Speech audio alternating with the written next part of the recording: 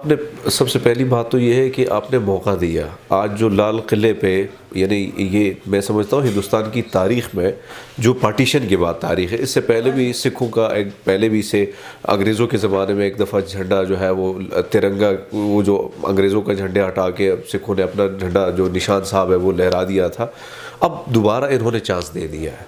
अब देखिए, किसानों का जो प्रोटेस्ट था वो बड़ा लीगल था, एक मुतनाज़ा बिल है, उन कवानीन को चेंज करना था। आप किसानों की ज़मीनें हथियाना चाहते थे, तो ज़ाहिर बात है कि ज़मीन तो माँ है, और वो लोग जो पूरे भारत को खाना खिला रहे हैं अपने खून पसीने से, तो आपने उनको जाके इधर से पकड़ लिया। और पकड़ कैसे लिया? मोदी की प्रॉब्लम ये है कि वो बड़ा ज़िद्दी है। वो उसकी अना ये है कि मैं जहाँ पे जाऊँगा, जो फैसला मैं करूँगा वो अटल होगा, और वही हिंदुस्तान और अखंड भारत के लिए आगे जो है वो उसी फैसले से आसानियाँ होंगी। अब आप देखें आर्टिकल 35A का उसने क्या कर दिया, उसने कश्मीरियों को फ़ौज के ज़रिए दबा दिया। लेकिन इधर इन्होंने क्या कर दिया, दोबारा आपने हाथ डाला सिखों पे। तो आज तुमने देखा कि जब शेर, अब जाहिर बात है शेर जितना भी सोया, लेकिन जितना भी आप उसको करेंगे तो फिर जाहिर बात है वो अपना उसी इससे आएगा रिएक्शन से। और आज रिएक्शन आप देख रहे हैं, बिल्कुल वो 3 महीनों से ठठरदी सर्दी में बैठे आराम से वो प्रोटेस्ट कर रहे हैं कि भैया हमारे ये मामलात हैं, वो उसको सॉल्व करो। लेकिन आप उनको क्या कर रहे हो, कभी खालिस्तानी, कभी पाकिस्तानी, कभी उन पे फंडिंग, कभी उनको आतंकवादी, इस किस्म के इल्ज़ामात लगा। हालांकि वो यार वो बार बार ये कह रहे हैं कि भाई हम भी आपकी तरह हिंदुस्तानी हैं। लेकिन आप अच्छा, एक और नैरेटिव जो इनका मीडिया लेके गया कि उसमें ये प्रोटेस्ट सिर्फ सिखों का नहीं है, इसमें मुसलमान शामिल है, किसान, हिंदू किसान शामिल है। आपने सबको पाकिस्तानी बना दिया। हमारे लिए तो अच्छी बात है कि ये भी पाकिस्तानी बना दे, ये अगर रंग दे रहे हैं तो अच्छी बात है। अच्छा, दूसरा आपने उन पर टैग लगा दिया आतंकवादी है। आपका मीडिया 24 अर्नब गोस्वामी जैसे लोग ये काम कर रहे हैं। फिर आपने कोशिश की कि वहाँ पे इंतशार फैलाने की, आपके वहाँ पे दहशतगर्द कल परसों पकड़े गए। हालांकि उसकी खबर मैंने 2-3 महीने पहले दी, 2 महीने जब ये प्रोटेस्ट शुरू हुआ मैंने दी थी कि इस किस्म के वाक़यात होंगे। आज देखो वो बंदा खुद कह रहा है कि भाई मैं वो रॉ का एजेंट है। वो किस तरह जाके वो प्लानिंग उसने की थी 4 सिखों का मर्डर करने की। तो वो चलो खुशकिस्मती ये थी कि वो फट गया, वो बंदा पकड़ा गया। अब बात यह है कि जब आप किसी को इस किस्म की ज़बरदस्ती आप करते हैं तो कितने तक आप दबाएंगे, कितने तक आप उनको जो है वो बंदूक और शमशेर के ज़रिए इस तरह दबा के रखेंगे? ऐसा नहीं होता है। आज वो लोग निकल आए और जिस तरह वो कर रहे हैं, आंदोलन कर रहे हैं इस वक्त। अब देखो सुप्रीम कोर्ट ने भी इस पे हुक्म इम्तना जारी किया कि भाई ये बेचारे बुजुर्ग बैठे हैं, इस चीज़ को सुना जाए, इसको ख़त्म। अच्छा, ये बिल कैसे पास हो, ये भी बड़ी हैरानी की बात है। बीजेपी जारी बात है उनके मेजॉरिटी है, और बिल कैसे पास हुआ? रिटन फॉर्म में किसी ने कोई वो नहीं दिया, हाथ खड़े कर दिए गए। उससे क्या हुआ कि कांग्रेस अपोजिशन की पार्टियों ने एहतजाजन जो है वो पार्लियामेंट से बाहर निकल गए। बीजेपी के लोगों ने हाथ खड़ा करके बिल को उसी तरह पास कर दिया। आप ये से कि न इस पर डिस्कशन हुई है, न इस पर कोई कमेटी बैठी है, और बिल पास हो गया।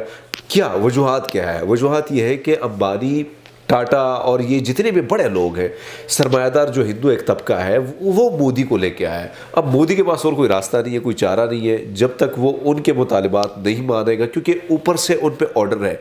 अब दूसरा रुख इस बात का ये है कि सिखों को ज़ाहिर बात है आपने पहले 84 में कत्लेआम किया, उसके साथ साथ इनकी नस्ल कुशी की। फिर बच्चों को जो नई नस्ल थी उन पे उन्होंने क्या कर दिया, उनको नशे तमाशों में लगा दिया। अब इनके पास सिर्फ ज़मीनें बची थी। उनको पता था कि सिख एक ऐसी कौम है, एक बहादुर कौम है, अब इनकी से ज़मीनें भी छीन लेते हैं तो ये बिल्कुल कमज़ोर हो जाएंगे। लेकिन मैं समझता हूँ कि ज़मीन जो है वो धरती आपकी माँ होती है, और कैसे आप ऐसे आके वो उनकी ज़मीनें आप टाटा और अंबानी के हवाले कर देंगे? ऐसा नहीं होता है। अब मोदी को समझ आ गई हो कि कश्मीर में आपने गलत काम किया, मजलूम कश्मीरियों के साथ जुल्म किया, लेकिन अब आपका वक्त ख़त्म हो रहा है। और मैं ये बार बार ये हर चैनल पे हर जगह पे ये बात इसलिए करता हूँ कि अब पाकिस्तान को कोई हिंदुस्तान के ख़िलाफ़ पॉलिसी लड़ने झगड़ने की कोई ज़रूरत नहीं है। मोदी ख़ुद ऐसा काम कर रहा है कि हिंदुस्तान में जो इंतशार फैलने वाला है। अब देखें परसों बम्बई में हिंदू लोगों ने हज़ारों की तादाद में मोदी के ख़िलाफ़ एहतजाज किया, उसके साथ साथ दीगर रियासतों में एहतजाज चल रहा है।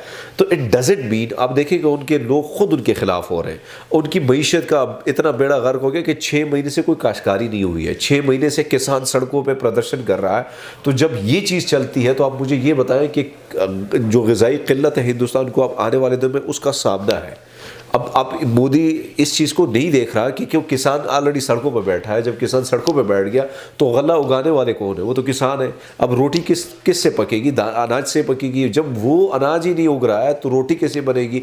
यही सबसे बड़ा प्रॉब्लम है। आने वाले दिनों में मोदी के गवर्नमेंट को ये फेस करना पड़ेगा, लेकिन उसको ये समझना होगा कि हर कानून को आप ज़ोर ज़बरदस्ती से इम्प्लीमेंट करेंगे और आसानी से वो हो जाएगा, ऐसा नहीं होगा। आप अगर इस तरह करेंगे तो हिंदुस्तान में आज देखो तहरीक खालिस्तान दोबारा उठ खड़ी हो गई है, दोबारा लाल किले पे झंडा लहरा दिया गया।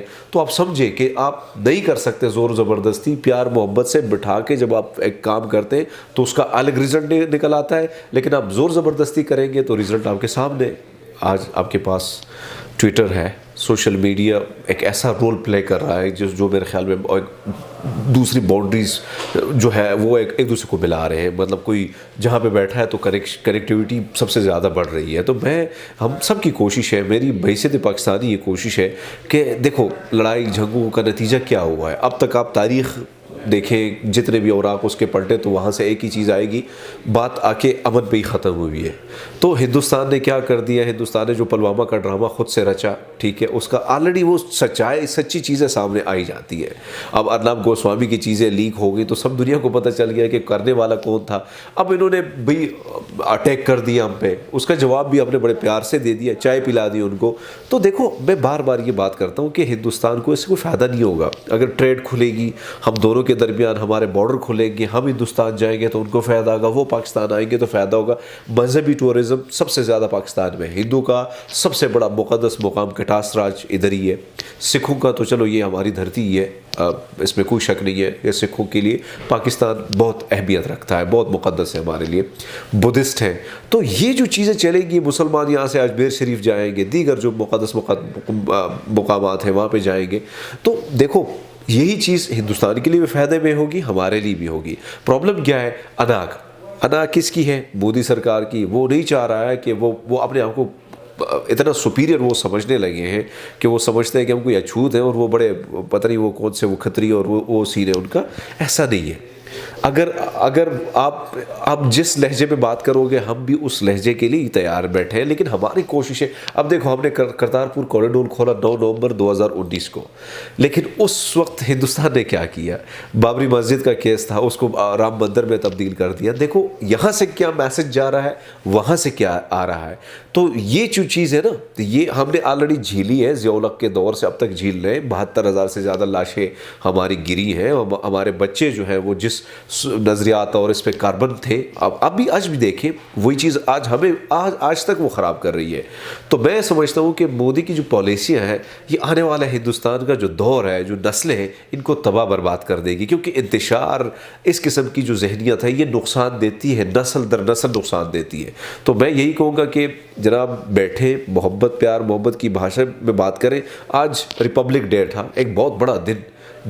मैंने कभी नहीं देखा कि हिंदुस्तान की तारीख में इस किस्म का वाक़या हुआ, लेकिन मोदी की करतूतों ने आज वो चीज़ें वो आपके सामने कि आज वो लोग, आज उसमें अपने लोग भी शामिल हैं। इसमें नहीं कि सिर्फ सिख शामिल है, उसमें हिंदू भी शामिल हैं, जिसको हम ये कह सकते हैं कि वो एक पावर में है, वो हिंदू है, लेकिन आज वो भी निकल आए हुए हैं और आज वो मोदी के ख़िलाफ़, मोदी की पॉलिसियों के ख़िलाफ़ निकले आए।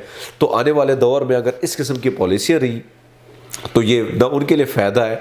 और हमारी बात की जाए तो हम तो बार बार कहते हैं कि टेबल टॉक हो, लेकिन ज़ाहिरी बात है कि मैं आपको ये कह, मेरी भी अपनी ये कोशिश है कि अपने ज़रिए जो भी हो सके एक मस्बत पैगाम पूरी दुनिया तक हम अपने प्लेटफॉर्म से लगे हैं, ताकि दुनिया को ये बता दिया जाए कि पाकिस्तान कैसा मुल्क है, पाकिस्तान क्या करना चाह रहा है, पाकिस्तान की जो दुनिया की दूसरी पॉलिसी है उस पर कितनी नज़र है।